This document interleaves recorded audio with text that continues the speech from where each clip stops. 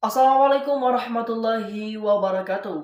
Halo teman-teman sekalian, perkenalkan nama saya Kurdiansa dari program studi Komunikasi dan Penyiaran Islam dengan NIM 2210501024. Di sini saya akan menjelaskan tentang strategi perencanaan perusahaan di PT Skintific Produk Kecantikan untuk memenuhi ujian akhir semester mata kuliah perencanaan komunikasi. Oke, baiklah teman-teman sekalian, sebelum kita membuat strategi perencanaan di sebuah perusahaan, yakni di PT Skintific Produk Kecantikan, tentunya kita harus menganalisis terlebih dahulu sebuah perusahaan tersebut. Nah, yang kita analisis yaitu yang pertama itu kebutuhan dari konsumen terlebih dahulu. Dan yang kedua, kita akan mengekspor keluar. Setelah kita menganalisis, kita langsung menentukan kebijakan-kebijakan tentang perencanaan di sebuah perusahaan tersebut. Langsung ke langkah yang kedua yaitu kebijakan. Di mana kebijakan dari perusahaan ini yang pertama itu kita membuat produk yang terbaik dan memberikan bonus terhadap pekerja dan konsumen. Nah, setelah itu kita akan mempromosikan produk Skintific, produk kecantikan ini. Dan juga perusahaan ini memiliki visi dan misi. Yang mana visi yaitu menjadi produk nomor 1 dalam pembelian. Dimana kalau ada visinya tentunya ada misinya teman-teman sekalian. Dimana misinya ini yaitu kita mempromosikan produk dengan baik dan aktif di sosial media seperti mengendorse Telegram, TikTokers, dan kita mengadakan live streaming di aplikasi-aplikasi sosial media. Dan misi yang kedua yaitu kita mengutamakan kepuasan pelanggan memakai produk tersebut. Tentunya misi yang kedua ini kita akan mereview bagaimana pelanggan puas dengan produk yang kita jualkan. Nah, setelah kita melakukan kebijakan-kebijakan di perusahaan, tadi ada visi dan misi dari sebuah perusahaan. Setelah kita melaksanakan kebijakan itu, kita kembali melihat analisis lagi. Di mana analisisnya tadi kita menentukan kebutuhan dari khalayak. Kita kembali ke identifikasi sasaran. Di mana identifikasi sasaran ini kita menemukan 2 poin. Yang pertama itu kita akan mendapatkan peluang, dan yang kedua kita akan mendapatkan hambatan-hambatan dari segi pemasaran. Di mana di sini peluangnya yaitu daya beli yang meningkat, kemajuan teknologi yang dilakukan.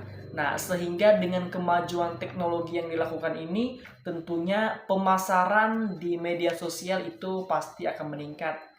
Nah, lalu peluangnya lagi itu menjadi produk nomor 1 dalam pembelian di sosial media. Tentunya kita peluang di sini dengan teknologi yang meningkat, kita mengandalkan promosi-promosi di sosial media. Nah, lalu ada ancaman atau hambatan, di mana di sini adanya produk pesaing yang mungkin tingkat penjualnya lebih terjangkau dan adanya persepsi masyarakat terhadap produk yang kita miliki. Lalu adanya produk atau stok barang. Tentunya di sini dengan hambatan-hambatan yang ada di perusahaan ini seperti adanya produk yang lain yang bersaing dengan produk kita dan juga dengan stok barang kita. Terkadang stok barang kita habis, tentunya ini menjadi hambatan dari kebijakan di perencanaan komunikasi perusahaan Skintific Produk Kecantikan. Nah, setelah kita mengetahui identifikasi sasaran, kita mengetahui peluang dan hambatan. Tentunya kita di sini harus menganalisis sumber dayanya terlebih dahulu, di mana yaitu bahan produk, manusia dan teknologi. Dari analisis ini kita memiliki kekuatan dan kelemahan. Kembali lagi, apapun analisis di sebuah perusahaan pasti ada kekuatan dan kelemahannya. Di mana di sini kekuatannya yaitu memiliki harga terjangkau dan kualitas yang baik.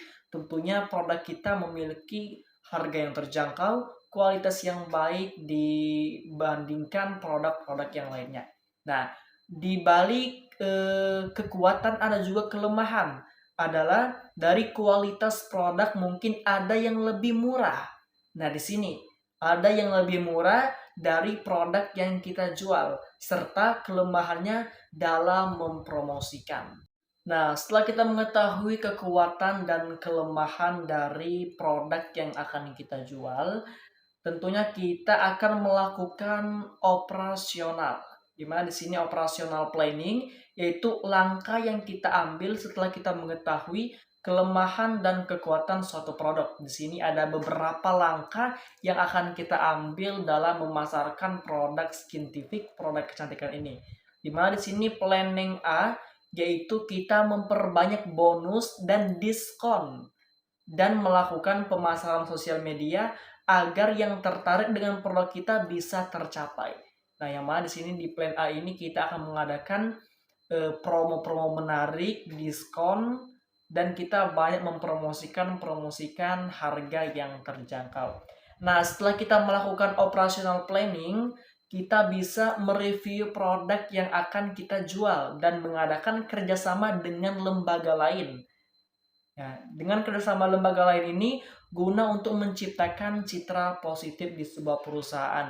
Kita akan mereview produk kita dan kita akan menjalin kerjasama dengan perusahaan yang lain agar produk yang kita jualkan bisa mencapai target yang kita inginkan. Nah, di sini itu plan A, plan yang pertama. Dan plan yang kedua, plan B, yaitu kita memberikan reward atau bonus kepada pembeli agar produk yang kita pasarkan dapat terjual. Dan semakin aktif mempromosikan produk di sosial media seperti Instagram, TikTok, dan WhatsApp. Nah, di sini kita mengadakan reward atau promosi. Tapi di sini reward dan promosinya ini kita tidak langsung mereview, memberi diskon langsung tidak. Di sini kita membuat status TikTok, status Instagram, dan status WhatsApp untuk menginformasikan kepada konsumen bahwa ada reward dan diskon. Nah, setelah kita sudah menjalankan strategi pemasaran dan cara mempromosikan, kita harus membuka cabang perusahaan di kota-kota kecil. Tentunya setelah kita menganalisis dari sumber dayanya, dari kelemahannya, dari kekurangannya, dari kekuatannya juga. Di sini ide yang dapat kita ambil itu kita membuat cabang di sebuah kota-kota kecil agar produk kita bisa terjual sesuai dengan target kita di sebuah perusahaan.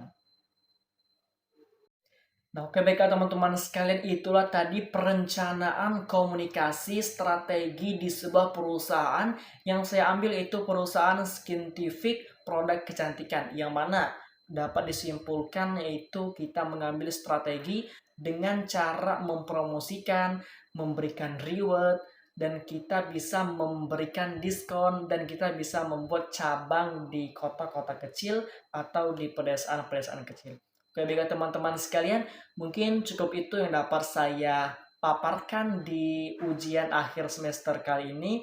Saya akhiri, wabillahi taufik wal hidayah. Wassalamualaikum warahmatullahi wabarakatuh.